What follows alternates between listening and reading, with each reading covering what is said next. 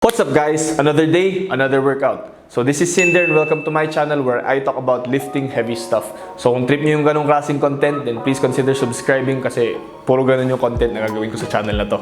So today we will be doing some deadlift, some technique work sa deadlift, tsaka some bench press variations. So alam naman natin na very important ang technique, ang proper form pagdating sa pagbubuhat. Not that technique is the end all be all or the secret formula to get you stronger. It's just one of the factors that we need to consider when we're lifting weights. Of course, it follows na kapag maganda yung technique natin, we are doing the movements efficiently. And that is our very goal. Ngayon, syempre magkakaiba tayo ng anatomy, magkakaiba tayo ng physical structures. So proper technique will not look the same for everyone. So some people would squat this way, other people would squat this way, but today, the name of the game is about efficiency. Hindi naman sa ma-i-injure ka kapag mali yung ginagawa mong form.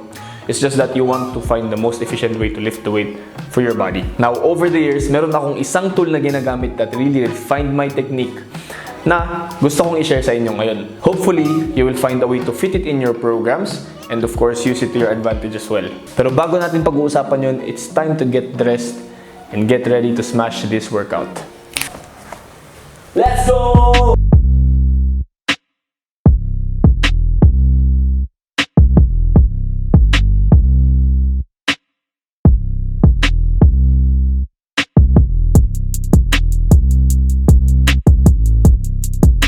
Yun. So tapos na tayo mag-warm up. I'm gonna head on to my first primer set. Tapos may isang set ako ng deadlifts and then I'm gonna move on to the topic of the video. So yung technique na sinasabi ko kanina, it's called tempo work. So maybe you've heard it before, maybe you haven't. But tempo work is simply slowing the movement down. So bakit natin gustong bagalan yung movement? Siyempre we want to move big weights and we want to move it fast. So we do tempo work, we apply tempo, we slow down the movements para ma-expose yung katawan natin sa mga position under tension. So time under tension is key when it comes to muscle building and strength training.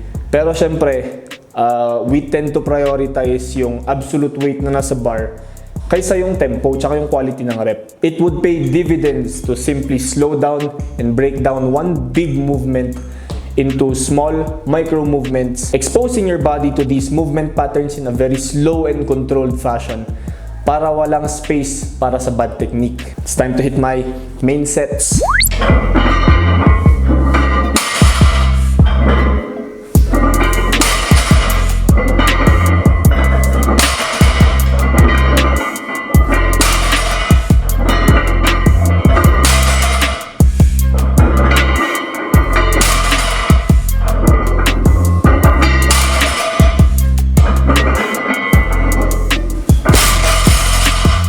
That was surprisingly good. So I'm rating that as a 6.5.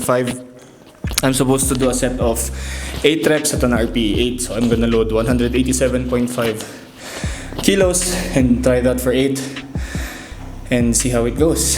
It's my first time to do sumo in 3 months actually, so feeling really good.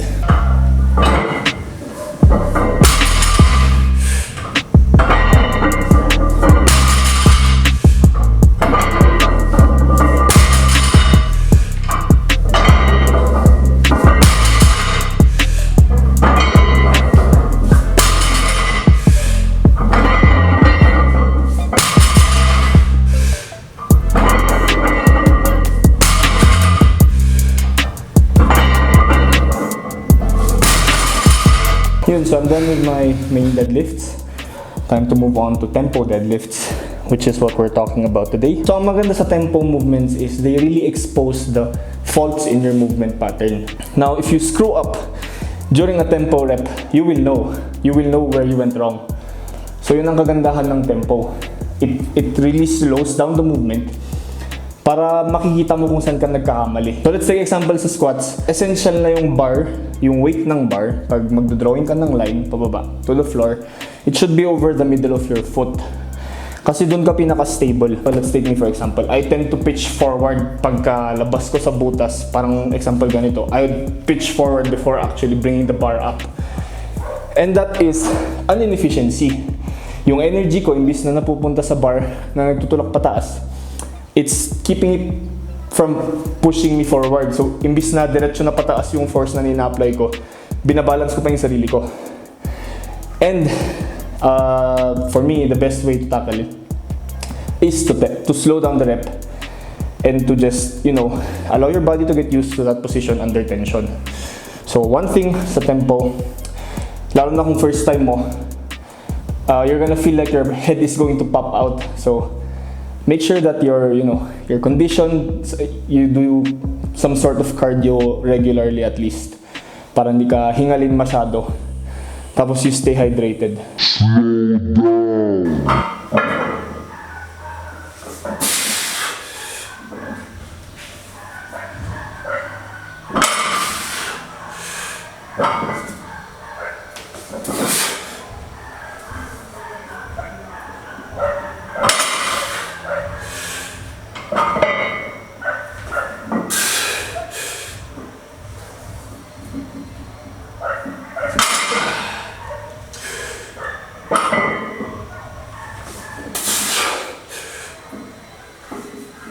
So that would be an example of tempo deadlifts. Pag-usapan natin yung medyo mas technical na side. So when you go to template online, or if your coach writes your program and does prescribe tempo work for you, usually may kasamang tatlong number yan. So one common set of numbers you'd see would be 020 or 530. Yun. So anong ibig sabihin ng mga yun? So the first number would be the concentric part of the movement.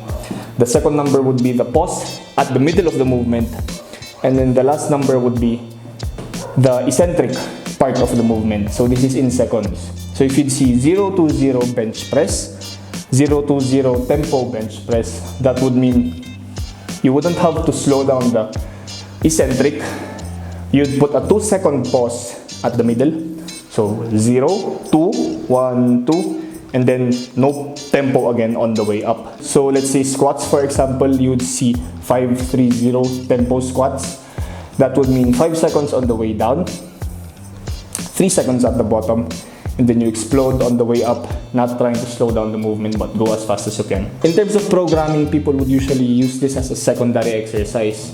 So ibahin nyo siya sa normal na movement na ginagawa nyo. So iba yung squat sa tempo squat. This goes for all variations actually. Iba yung PR mo sa tempo squat versus sa regular squat. So tignan nyo naman, I did normal deadlifts and then I did tempo deadlifts after as my accessory work. Tapos, lalo kung first time nyo, keep it light. Tignan nyo naman, I just did a set of 8 with 187.5 kilos. Pero ang ginawa kong tempo 130 lang, tapos hirap na ako. Kasi ang kalaban mo talaga dito is yung tension na ginagawa, the tension that you're trying to hold with your core and with your whole body actually. So ganun, deadlift normally on your deadlift days or squat normally on your squat days. But if you have space for a second squat day or second deadlift or bench day, dun yung ilagay yung tempo. So that's it. I want to keep this video short and sweet. Let me finish my workout. Try it out for yourselves. Try applying tempo work in your own programming. Let me know how it goes down in the comments. Let me know what you think about tempo work down in the comments as well. Hit me up if you have questions as well. I'd be happy to help if I can. Follow me on Instagram. The link's down below in the description. And of course, subscribe. So I will catch you in the next video. Peace!